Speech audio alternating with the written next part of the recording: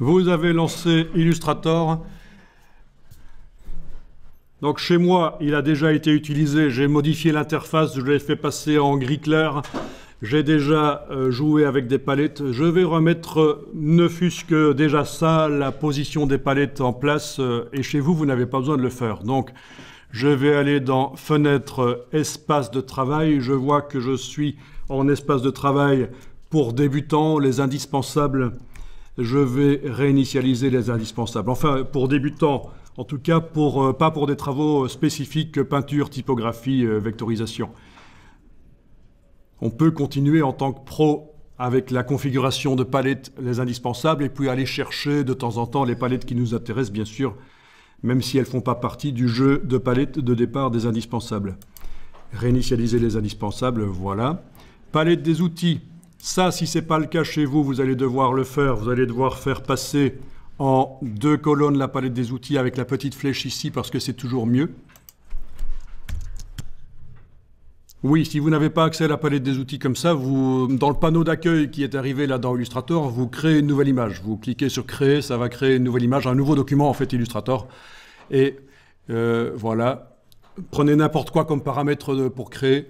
Ça devrait vous enlever le panneau et vous devriez avoir les palettes à droite et la palette des outils à gauche. Donc là, vous avez accès à la palette des outils pour pouvoir mettre en 2 colonnes parce que c'est beaucoup plus simple en 2 colonnes. Les choses ici sont plus grandes notamment. Voilà. Dans le bas de la palette des outils, vous avez 3 petits points. Vous pouvez cliquer sur les 3 petits points, ça fait apparaître une palette. Et dans cette palette qui est apparue, vous allez dans le menu ici, vous demandez « Avancer ».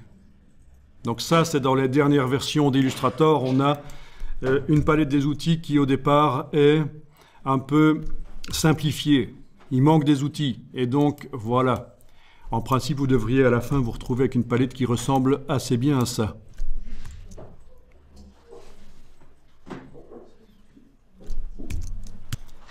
Voilà, dans le menu Fenêtre, cadre de l'application est décoché. Dans le menu Fenêtre, il faut faire apparaître la barre Contrôle. Donc, menu Fenêtre, Contrôle. Comme ça, on a une barre ici qui, en fonction de l'outil, va nous afficher différentes choses quand un document sera créé ou ouvert. Donc, vous avez précédemment utilisé cette adresse, ce raccourci que vous avez tapé dans un navigateur web. Quand vous étiez dans le navigateur web, vous avez sélectionné le dossier Teddybear 2 et par les 3 petits points ici, vous avez téléchargé le dossier. Donc le dossier devrait se trouver quelque part sur votre disque dur. Voilà. Je vous conseille donc de faire un affichage par liste. Quand vous êtes dans un dossier sur le Mac, affichage par icône, ça peut être intéressant quand on cherche une image parce qu'on voit les icônes et encore pas toujours.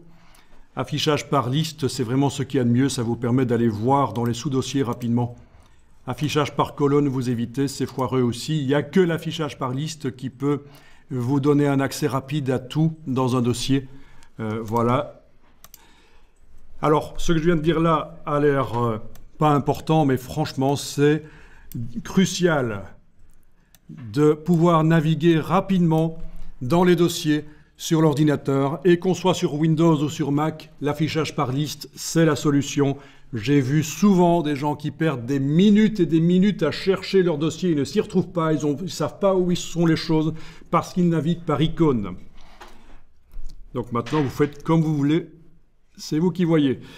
Ce qui est intéressant aussi sur le Mac, c'est d'enfoncer la touche CMD sur le clavier et de cliquer sur la barre de titre du dossier.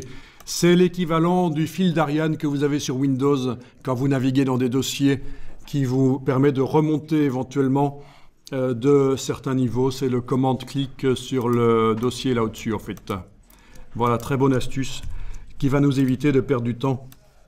Alors, vous avez un fichier qui s'appelle Teddybears à redessiner 02. C'est celui qui nous intéresse.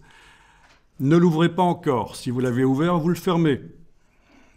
C'est un point AI, donc normalement il devrait s'ouvrir dans Illustrator sans problème puisqu'il n'y a pas d'ambiguïté. Je veux dire, c'est pas comme si c'était un JPEG qui peut s'ouvrir dans plein de logiciels qui sont installés sur l'ordinateur. Et là, il faut préciser dans quel logiciel ça doit s'ouvrir. C'est un point Adobe Illustrator, il va s'ouvrir dans Illustrator. Par contre, vous avez ici une ressource qui est utilisée par ce fichier, une ressource externe. On va tenter de modifier rapidement le nom de la ressource en cliquant une fois sur le nom et en bougeant la souris. Ça devrait vous permettre de renommer. Et vous allez mettre le curseur à la fin, par exemple, et vous allez taper un petit tiret, comme ça. Vous cliquez à côté, vous avez renommé le fichier. Pour ceux qui ne savaient pas comment on renomme un fichier sur le Mac, c'est une des solutions. Sinon, il y a un clic droit renommer, mais enfin bon, ça c'est pas mal. Cliquez, bougez, insérer, modifier, comme on veut. Cliquez en dehors, c'est renommé. Donc, le nom de la ressource utilisée par le fichier Teddybears à redessiner 02, elle a été modifiée. Que se passe-t-il si on ouvre maintenant Teddybears à redessiner 02? Vous allez double-cliquer sur le fichier, ça devrait s'ouvrir dans Illustrator. Voilà, il nous dit impossible de trouver le fichier lié.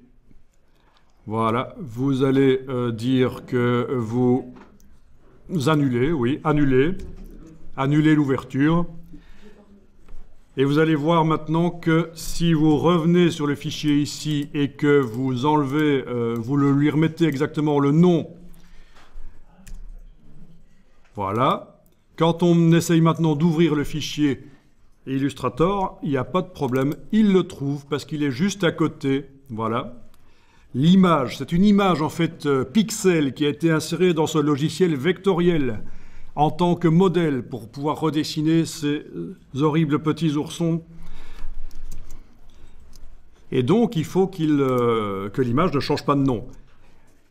Même chose si elle était déplacée dans un autre dossier, qui n'est pas celui où se trouve le fichier Illustrator. Il aurait dit qu'il ne la trouve pas. Il y avait un message qui disait « Oui, on peut indiquer où se trouve l'image ». On aurait pu utiliser cette fonction, aller naviguer pour indiquer à Illustrator où se trouve la ressource externe de ce fichier-là, donc cette ressource externe-là. Mais enfin, déjà, voilà quelque chose d'intéressant. Quand vous importez une image dans Illustrator et qu'elle est liée, c'est une ressource externe qui n'alourdit pas le fichier Illustrator, c'est ça l'intérêt, elle est externe. Ben, il faut qu'elle navigue, qu'elle voyage d'un ordinateur à l'autre avec le fichier Illustrator. Le fichier Illustrator sans la ressource externe est inutilisable. Voilà, vous zoomez en avant en arrière avec Alt roulette. Vous avez le panoramique avec la barre d'espacement qu'on garde enfoncée, on bouge l'image. Vous avez la possibilité de repositionner le document rapidement sur l'écran en double-cliquant sur l'icône de la main dans la palette des outils. Voilà, donc le zoom avec Alt roulette, le panoramique avec la barre d'espacement, le recentrage avec le double-clic sur l'icône de la main. Donc qu'est-ce qu'on remarque ici? Il y a déjà une forme qui a été créée, je vais zoomer sur elle. Donc c'est une forme vectorielle blanche transparente qui a été dessinée sur l'ours là. Donc avec la flèche noire, vous allez pouvoir la sélectionner, vous activez la flèche noire, vous cliquez, voilà, on voit apparaître des points, des vecteurs, c'est une forme géométrique, puisque c'est le principe dans Illustrator, on fait du graphisme avec des vecteurs. C'est en rouge actuellement, les vecteurs apparaissent rouges, mais on peut changer la manière dont ils s'affichent pour qu'on les voit un peu mieux. Donc ce qu'on va faire ici, c'est qu'on va aller changer ça déjà. Alors vous allez chercher la palette des calques, menu fenêtre, calque. La palette des calques devrait apparaître quelque part. On prend son nom, on clique, on bouge, ça va la déplacer, en faire une palette flottante, ce qui n'est pas plus mal. Les calques, les vecteurs sur ce calque apparaissent en rouge dans le document. Bien sûr, ça ne s'imprime pas, c'est juste la manière dont les vecteurs s'affichent quand on est en train de travailler le document. Vous allez pouvoir double-cliquer, par exemple, à droite du nom ici, calque 2. Au passage, vous voyez que l'image des ours est sur un calque 1 et c'est verrouillé. On n'arrive pas à sélectionner l'image des ours sur le document puisque le calque est verrouillé. On n'a pas besoin de pouvoir les sélectionner pour l'instant. Donc, je double-clique à droite de calque 2 et j'ai les options du calque qui apparaissent. Et vous avez ici le choix, les couleurs des vecteurs. Je vais peut-être aller tout en bas sur jaune. Voilà, jaune. OK. Et voilà, j'ai des vecteurs qui apparaissent en jaune. C'est peut-être un peu plus visible comme ça sur cette image de fond là des ours. Quelque chose qui peut être intéressant aussi, c'est d'agrandir les différents éléments des vecteurs, les points d'ancrage, les tangentes aussi, quand il y en aura qui apparaîtront, parce qu'il y en a, mais elles n'apparaissent que si on utilise la flèche blanche. Pour l'instant, on est avec la flèche noire. Alors, on va aller dans les préférences d'Illustrator. Donc, on est sur un Mac, il y a un menu qui s'appelle Illustrator. Si on était sur un PC, ce serait dans le menu Édition, Préférences. Mais ici, on est sur un Mac. Vous allez dans Illustrator, Préférences, et vous allez chercher Sélection et affichage des points d'ancrage. C'est la deuxième ligne. Et là, vous allez pouvoir jouer avec le curseur ici pour faire en sorte que les points d'ancrage apparaissent de manière plus grande. OK, voilà, on les voit déjà mieux.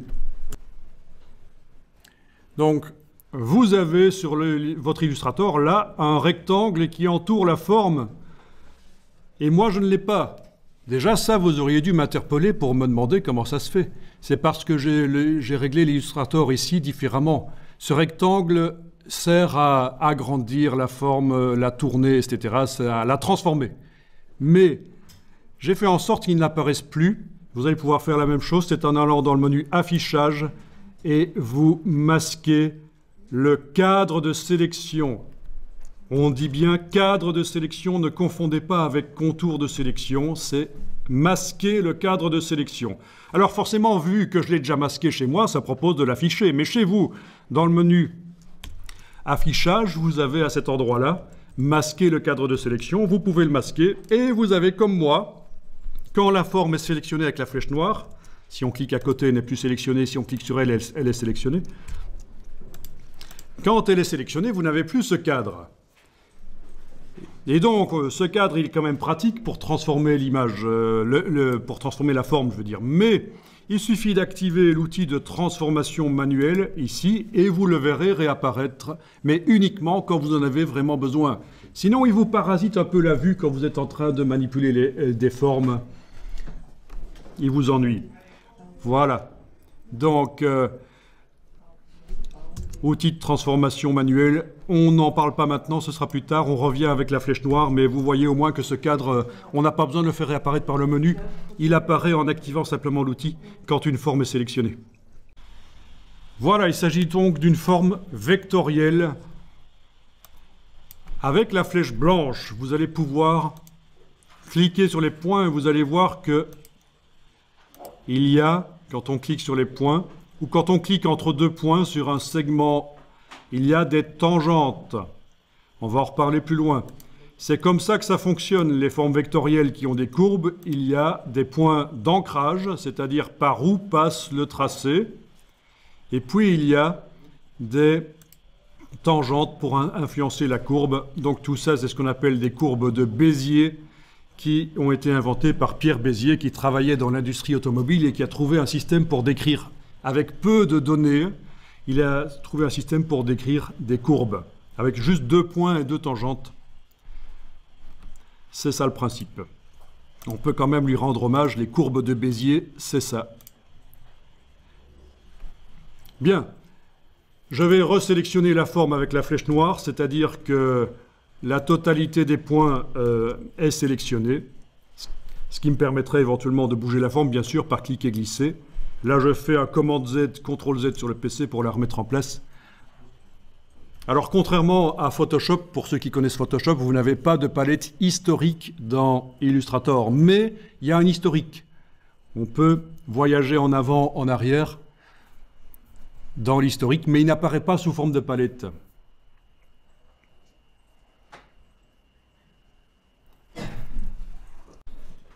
Ça ne vous a pas échappé que cette forme est transparente. C'est du blanc. C'est une forme qui n'a pas de couleur de contour. Ce qu'on voit là en jaune, ce n'est pas le contour, ce sont les vecteurs, c'est la construction de la forme. Ça n'apparaît pas à la fin dans l'illustration, bien sûr. Donc, quand la forme est sélectionnée, vous avez ici, dans la palette des outils, l'indication du fond qui est blanc et l'indication du contour, diagonale rouge. Il n'y en a pas de contour. Bien. Pourquoi le blanc est transparent? Parce que nous avons utilisé la palette aspect. Nous avons utilisé la palette aspect, vous allez pouvoir aller la chercher. Elle est dans le menu fenêtre, bien sûr, fenêtre aspect. Donc une des palettes les plus importantes dans Illustrator, qui est apparue il y a plus de 10 ans et qui est vraiment extrêmement intéressante parce qu'elle permet de faire sur une forme ou sur un groupe de formes différents calques, en fait, différents calques à l'intérieur de la forme, des calques sous forme de fond, de contour, des effets spéciaux. C'est hyper puissant. Alors il se trouve que ceux qui ont commencé Illustrator très tôt dans les années 90, début 2000, avant que cette palette apparaisse, ils sont peut-être passés à côté de ça, donc c'est dommage. Donc qu'est-ce que vous voyez quand la forme est sélectionnée et qu'on fait apparaître la palette aspect? Donc dans la version anglaise de Illustrator, ce sera Appearance, apparence, Appearance, c'est le nom de la palette. Vous avez ici l'opacité qui est à 47%. On va la remettre à 100%. Vous allez cliquer sur le mot opacité. C'est un hyperlien qui fait apparaître une palette. C'est la palette transparence en fait qui apparaît là. Et vous allez mettre le curseur ici à 100%. Voilà. Opacité par défaut, c'est 100%. Bien, je clique là en dessous pour faire disparaître la palette. Et on voit que la forme est blanche comme ça. À remarquer qu'à l'intérieur des choses ici, vous avez également des opacités spécifiques. Opacité spécifique au contour, mais il n'y a pas de contour actuellement, on l'a dit. Opacité spécifique au fond. Mais ici, on a modifié l'opacité générale de l'objet. Voilà. Et donc, c'est moins facile de travailler. Si on veut redessiner les ours, c'est quand même mieux si on voit les formes par transparence. Sauf qu'on va devoir mettre la transparence sur chacune des formes qu'on va créer. Plutôt ennuyeux. Est-ce que vous voyez une solution rapide pour avoir les ours en transparence sur le dessin qu'on va faire? Ce qu'on va faire, c'est mettre le calque des ours au-dessus du calque dans lequel on va dessiner nos formes. Donc vous allez activer le calque des ours ici et le déplacer par cliquer, glisser. Attention, ne le déplacez pas sur le calque 2, sinon voilà ce qui va se passer. Le calque 1 devient ce qu'on appelle un sous-calque du calque 2. C'est pas bon. J'annule, commande Z. Il faut vraiment aller l'insérer au-dessus. Comme ça, vous avez la ligne d'insertion. Pas ça, c'est ça qu'il faut. Et voilà, vous avez mis le calque 1 au-dessus du calque 2. Donc les ours, ils cachent complètement la forme blanche. On voit toujours les vecteurs qui apparaissent parce que là, ça traverse les calques, quelle que soit l'opacité. Mais alors, ce qu'on va faire ici, c'est qu'on va déverrouiller le calque pour pouvoir travailler sur le contenu du calque. On va ouvrir ici et on va sélectionner l'image des ours. Je vais ici zoomer en arrière. Comme ça, vous voyez que normalement, quand l'image sera sélectionnée, des petits vecteurs apparaîtront aux quatre coins. Ils auront une couleur bleue, puisque les vecteurs ici sont réglés pour être en bleu sur le calque 1. Donc si vous faites ça pour sélectionner le fichier importé, le fichier lié, il ne se sélectionne pas. C'est le gros piège dans Illustrator. C'est que pour arriver à sélectionner un élément, c'est pas comme dans Photoshop, il ne faut pas cliquer sur le nom de l'élément. En fait, il faut cliquer sur la cible ici. Voilà, si on fait ça, l'élément qui est sur le calque est sélectionné. Comme prévu, on voit des petites poignées qui sont apparues. Il est sélectionné. Et alors, on va aller régler son opacité. Par la palette aspect éventuellement. Menu fenêtre, aspect, elle est là. Voilà. Opacité. Voilà, je vais diminuer. Et voilà. Donc, je vais avoir en transparence les ours qui vont apparaître par-dessus les formes dessinées en dessous.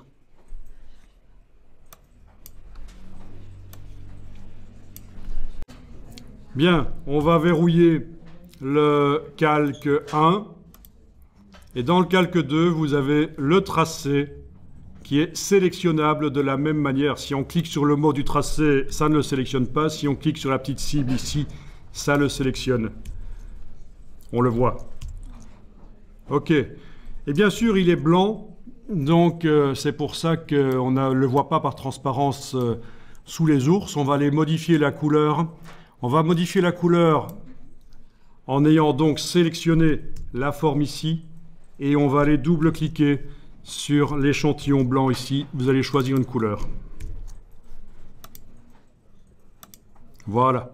Si vous choisissez une couleur en double-cliquant, et ça c'est la sélection d'une couleur, le choix d'une couleur à la manière Photoshop. Donc vous double-cliquez sur ce qui concerne le fond. Le sélecteur de couleurs s'ouvre, il est en mode T, ça veut dire que la réglette verticale ici, c'est la teinte. Et vous choisissez une nuance de teinte, voilà. Et par-dessous, vous devriez voir clairement la forme, même si elle n'est pas sélectionnée. Si je clique sous la palette des calques ou si je clique à côté de la forme avec la flèche noire, voilà, on la voit cette fois-ci en permanence. Donc ça va m'aider à décider. Et dans un premier temps, les couleurs, ça va être un peu du n'importe quoi, c'est pas grave. Après, on va changer. Alors, il faut savoir que la méthode de sélection de couleurs qu'on vient d'utiliser ici, ça ressemble à la manière dont on procède dans Photoshop. Et dans Illustrator, ce n'est pas bon.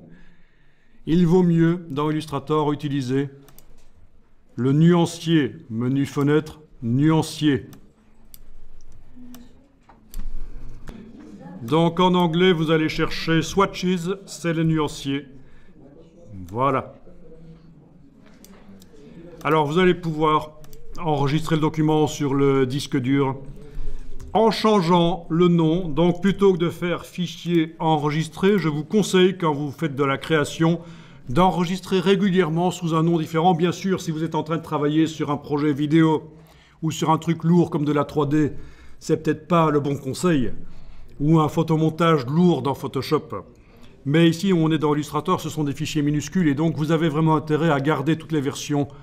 Au cas où vous faites une erreur créative ou technique, vous aurez la version d'avant. Donc je fais fichier enregistré sous. Dans le même dossier, je vais juste changer l'incrément ici. À la place de 0,2, je mets 0,3 et voilà. Monsieur, là, je... Alors oui, en effet, vous avez un panneau qui vous demande si vous voulez enregistrer sur le cloud ou en local sur le disque dur de l'ordinateur. On va faire sur l'ordinateur. Sur l'ordinateur, voilà. Vous avez des options, vous pouvez cliquer sur OK dans la boîte d'options qui apparaît. On en reparlera plus tard si nécessaire des options.